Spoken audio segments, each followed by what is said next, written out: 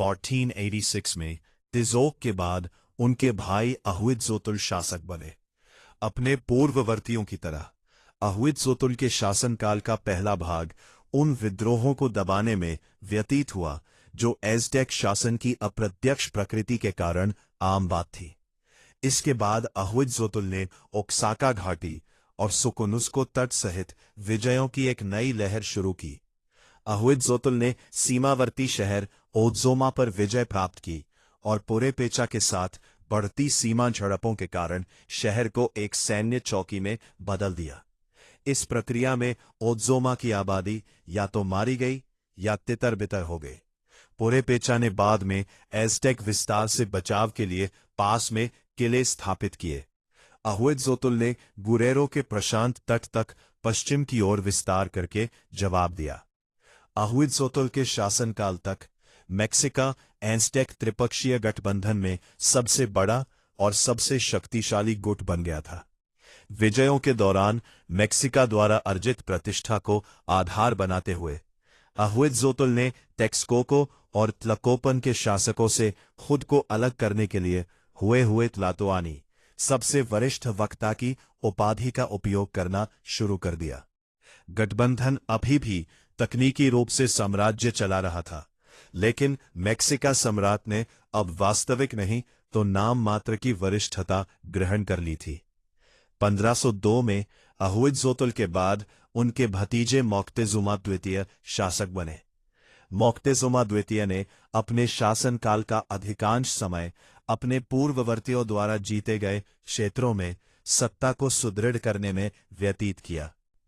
5 में त्लाक्सकलन सेनापति त्लाहुइकोले के नेतृत्व में एज़टेक सेनाओं ने एक बार फिर पुरेपेचा साम्राज्य पर आक्रमण किया।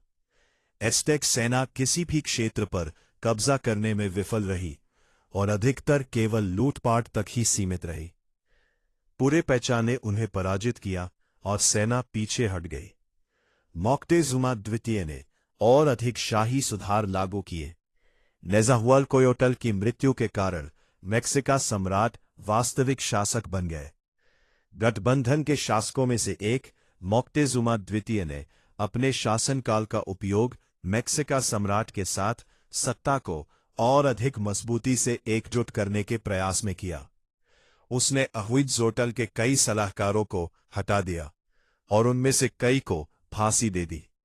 उसने क्वाउहपिल्ली प्रथा को भी समाप्त कर दिया।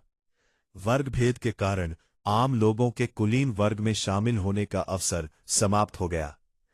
1519 में स्पेन की विजय के कारण उनके सुधार प्रयासों में विराम लग गया। स्पेनिश अभियान के नेता हर्नान कोर्टेस 1519 में लगभग 630 लोगों, जिनमें से अधिकांश केवल तलवार और ढाल से लैस थे, के साथ युकाटन में उतरे। वास्तव में क्यूबा के गवर्नर डिएगो वेलास्केज ने कोर्टेस को अभियान के कमांडर पद से हटा दिया था, लेकिन उन्होंने नावों को चुरा लिया था और बिना अनुमति के चले गए थे। कोजुमेल द्वीप पर कोर्टेस की मुलाकात जहाज दुर्घटना में बचे एक स्पेनिश नागरिक गेरोनिमो डी अगुइलर से हुई, जो अभियान में शामिल हो गया और स्पेनिश और माया भाषा के बीच अनुवाद करने लगा। इसके बाद अभियान पश्चिम की ओर कैम्पेचे के लिए रवाना हुआ, जहां स्थानीय सेना के साथ एक संक्षिप्त लड़ाई के बाद कोर्टेस अपने दुभाषिया अगुइलर के माध्यम से शांति वार्ता करने में सफल रहे। कैम्पेचे के राजा ने कोर्टेस को एक दूसरा अनुवादक दिया, जो ला मालिनचे नाम की एक द्विभाषी नहुआ माया दासी महिला थी। उसे मालिनल्ली, मालिनत्जिन या डोना मरीना के नाम से भी जाना जाता था। अगुइलर ने स्पेनिश से माया भाषा में अनुवाद किया और ला मालिनचे ने माया भाषा से नहुआत्व भाषा में अनुवाद किया। स्पेनिश सीखने के बाद मालिनचे कोर्टेस की भाषा और सांस्कृतिक दोनों की अनुवादक बन गई और वह नहुआ शासकों के साथ बातचीत में एक महत्वपूर्ण व्यक्ति थी। इसके बाद कोर्टेस कैम्पेचे से एज़टेक त्रिपक्षीय गठबंधन के एक सहायक प्रांत सेम्पोआला के लिए रवाना हुए।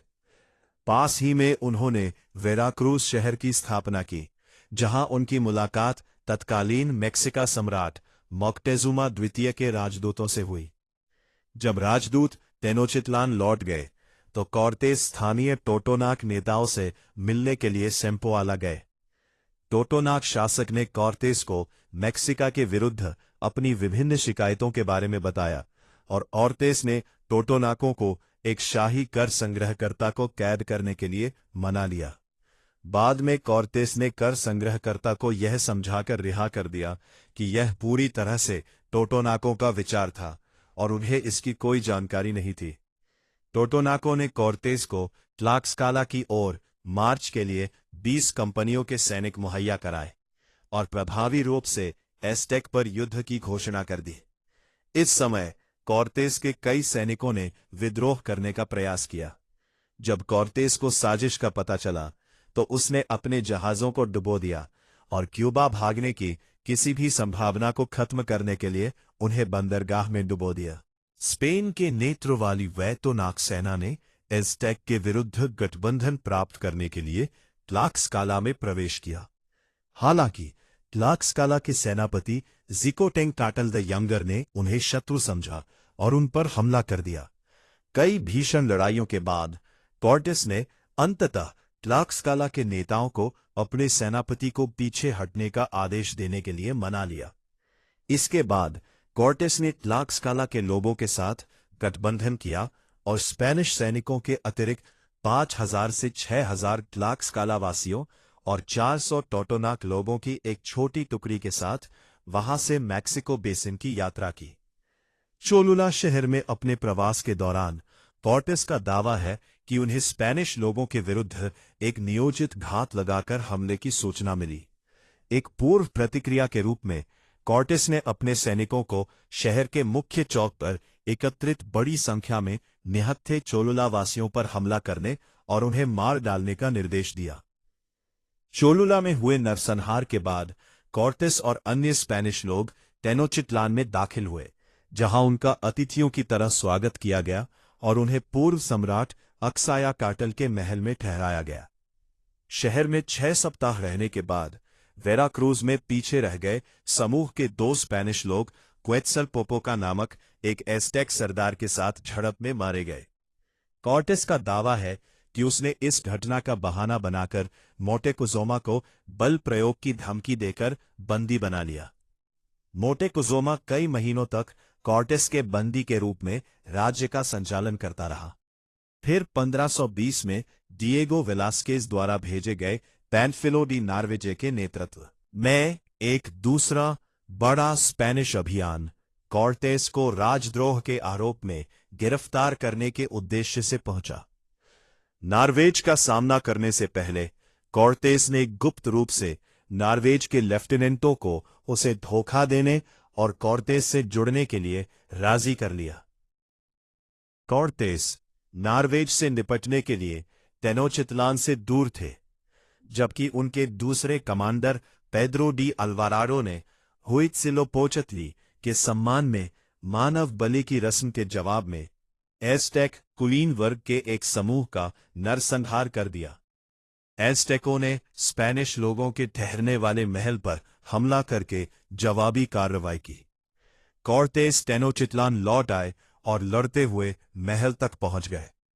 फिर उन्होंने मोटेकुज़ोमा को महल की छत पर ले जाकर अपनी प्रजा से आत्मसमर्पण करने का अनुरोध किया। हालांकि इस समय तक टेनोचितलान की शासक परिषद ने मोटेकुज़ोमा को पदच्युत करने के लिए मतदान किया था और उनके भाई कुइतलाहुआक को नया सम्राट चुना था। एज़टेक सैनिकों में से एक ने गुलेल के पत्थर से मोटेकुज़ोमा के सिर पर प्रहार किया और कई दिनों बाद उनकी मृत्यु हो गई। हालांकि उनकी मृत्यु की सटीक परिस्थितियां स्पष्ट नहीं है।